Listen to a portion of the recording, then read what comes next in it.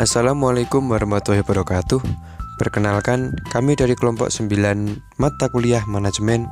Di sini kami akan membahas materi dengan topik manajemen sumber daya manusia.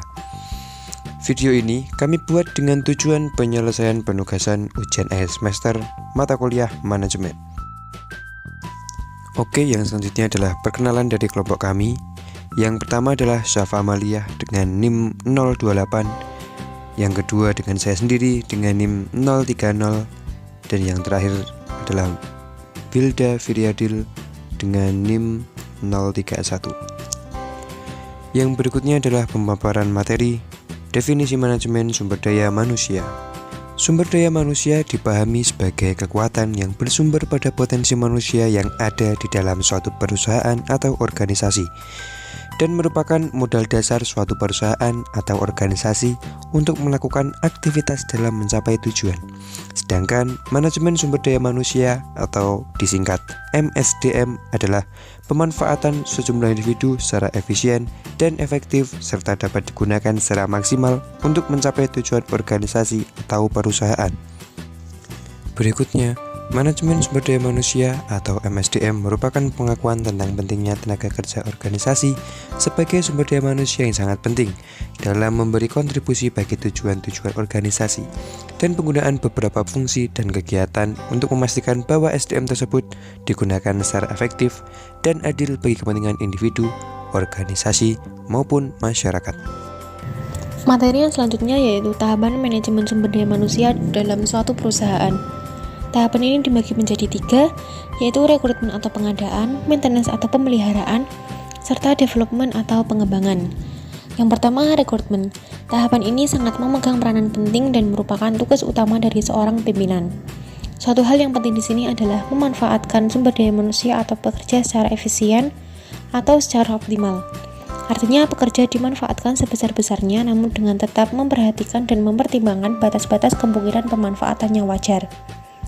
Yang kedua, maintenance. Tujuan utama dari pemeliharaan adalah untuk membuat orang yang ada dalam organisasi betah dan bertahan, serta dapat berperan secara optimal. Karena sumber daya manusia yang tidak terpelihara dapat mendorong pekerja tersebut keluar dari organisasi atau bekerja secara tidak optimal. Yang terakhir, development. Pengembangan sumber daya manusia sangat diperlukan dalam suatu organisasi. Apabila organisasi ingin berkembang yang diikuti oleh pengembangan sumber daya manusia, pengembangan ini dapat dilaksanakan melalui pendidikan dan pelatihan yang berkesinambungan. Yang selanjutnya yaitu fungsi ilmu manajemen sumber daya manusia dalam perusahaan. Yang pertama ada staffing atau keanggotaan. Staffing dalam fungsi manajemen sumber daya manusia merupakan fungsi yang mengatur keanggotaan. Ada 3 kegiatan utama dari fungsi ini, diantaranya adalah perencanaan, penarikan, dan seleksi. Yang kedua yaitu evaluasi kinerja. Fungsi manajemen sumber daya manusia ini dapat meliputi penilaian dan evaluasi terkait kinerja yang diberikan selama periode tertentu. Dengan evaluasi, perusahaan dapat memastikan tiap SDM melakukan tanggung jawab pekerjaannya masing-masing. Manajemen sumber daya manusia juga perlu melakukan pengembangan dalam berbagai macam bentuk seperti pelatihan dalam rangka peningkatan performa SDM. Fungsi ketiga yaitu kompensasi. Fungsi ini nantinya akan berurusan dengan kompensasi atas kinerja yang telah diberikan oleh para SDM yang juga akan berkaitan dengan kepuasan serta keuntungan yang telah diterima oleh perusahaan. Kompensasi dapat meliputi gaji pokok, bonus, insentif, asuransi kesehatan, cuti, hingga dana pensiun.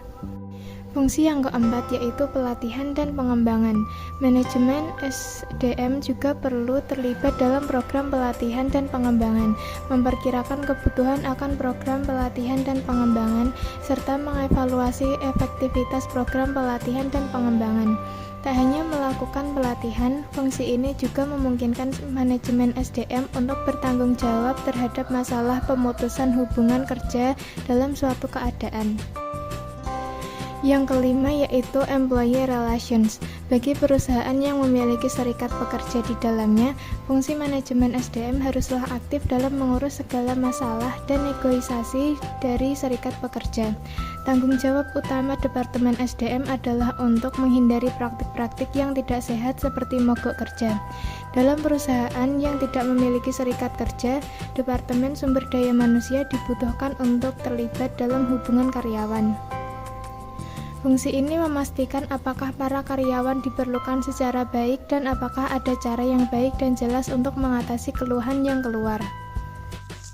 Yang selanjutnya adalah personal research. Fungsi manajemen SDM yang berikutnya untuk melakukan analisis terhadap masalah individu dan perusahaan, serta membuat perubahan yang sesuai. Manajemen SDM juga akan berfungsi sebagai pencari solusi dari masalah-masalah yang terjadi atau personal research. Masalah yang sering diperhatikan oleh Departemen Sumber Daya Manusia dapat meliputi penyebab terjadinya ketidakhadiran atau keterlambatan karyawan, prosedur penarikan dan seleksi yang baik, dan penyebab ketidakpuasan tenaga kerja. Yang berikutnya, kesehatan serta keselamatan kerja. Fungsi manajemen SDM yang terakhir adalah menciptakan kesehatan dan keselamatan kerja yang baik di lingkungan perusahaan. Kesehatan dan keselamatan kerja akan berpengaruh terhadap kredibilitas perusahaan. Sebuah manajemen SDM wajib memperhatikan keselamatan pekerjanya melalui program yang dijalankan. Hal ini dilaksanakan untuk meminimalisir kejadian yang tidak diharapkan dan menciptakan suasana aman dan keselamatan di lingkungan kerja. Oke, sekian pemaparan materi dari kelompok kami. Apabila ada kesalahan, kami mohon maaf yang sebesar-besarnya. Terima kasih. Wassalamualaikum warahmatullahi wabarakatuh.